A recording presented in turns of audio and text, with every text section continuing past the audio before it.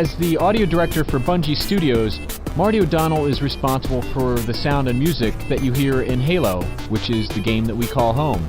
Marty and I started our discussion in the last episode, but something went wrong, and now he's up there and I'm down here. So how to get us back together? Desperate measures have to be taken.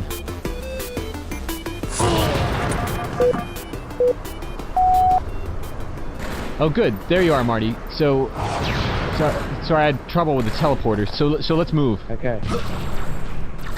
So this bedlam all around us here is the last of the runoff matches for the bodyguard competition.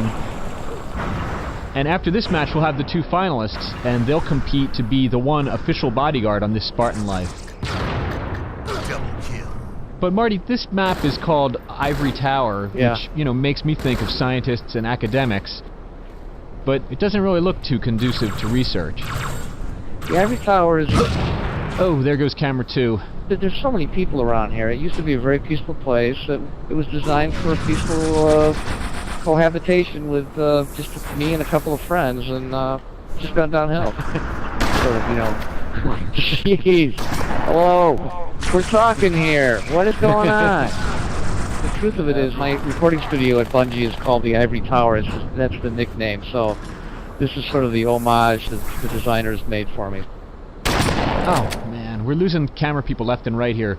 So since this is your place, I guess you get to drop in little audio surprises wherever you like. Anybody who's working daily on the game, especially with the content side, is thinking about little ways of throwing Easter eggs in. Basically, it just says, I was here. If you look down here, down by the old garage door there at the back, if you stand there long enough or go there at exactly the right time, you will hear a little piece of piano music that I played called Siege of Madrigal. I just want you to know, Marty, that thousands of Halo fans would be standing by that door waiting for the music to start. But Siege of the Madrigal was also an Easter egg in Halo 1, right? So does that get me extra geek bonus points? It's the same piece, but do you know where it originally came from? No, it's from another game? I'm sorry, I'm not worthy. You're not worthy. It's from Myth: The Fallen Lords, the first game I did with Bungie. There goes my extra bonus points. Damn. Marty, I've noticed that a lot of your game music works against the cliches that players might expect, for instance, in the action sequences. Well, thanks for that. I worked pretty hard at that. My main thing is that I realized that Halo is an action game, and I don't need to write a lot of action music to make people's pulse pound, because there's already enough stuff happening. So all I have to do is try to figure out what I want the player to feel at certain moments, and if I can enhance that with some music, we can give the player a really great cinematic experience. And I play a lot of games where it's like, oh, here comes the battle music, I'm about to get attacked by a swarm of something or others.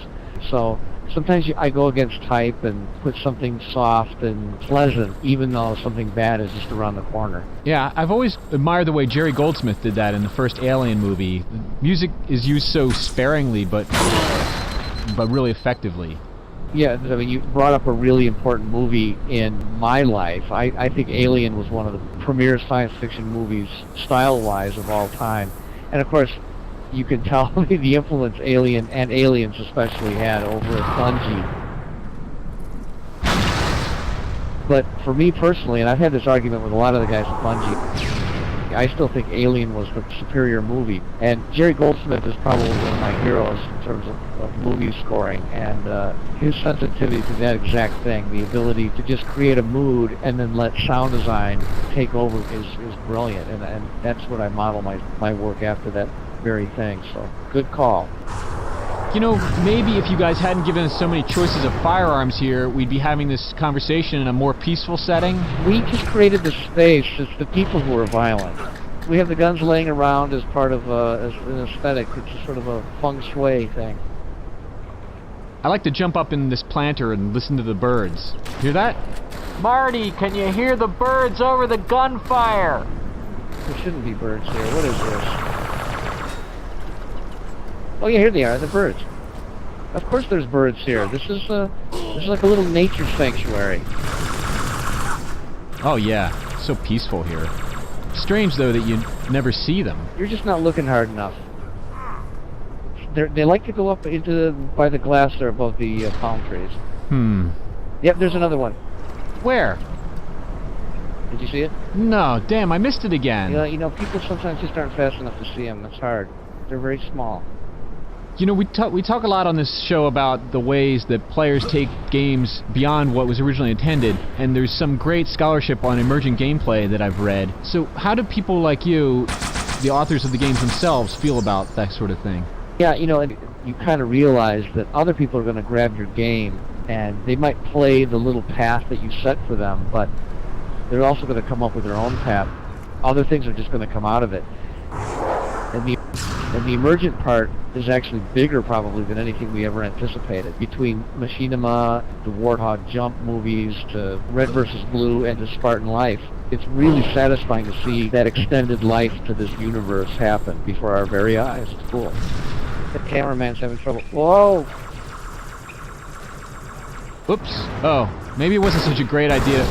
Hey! Just because Bungie made a destructible planter doesn't mean you have to destroy it. I don't know what we did to get on their bad side, but it looks like they're surrounding us out there. I'm used to having a double, I'm used to having a stuntman for me on these kind of things. Somehow this is starting to remind me of that final scene in Butch Cassidy and the Sundance Kid, It's only a moment. So, I really want to thank you for being on This Spartan Life, Marty. This was a blast. Are you ready? Yeah. Next time, let's just go to Bolivia. Woohoo! Guys, sucker!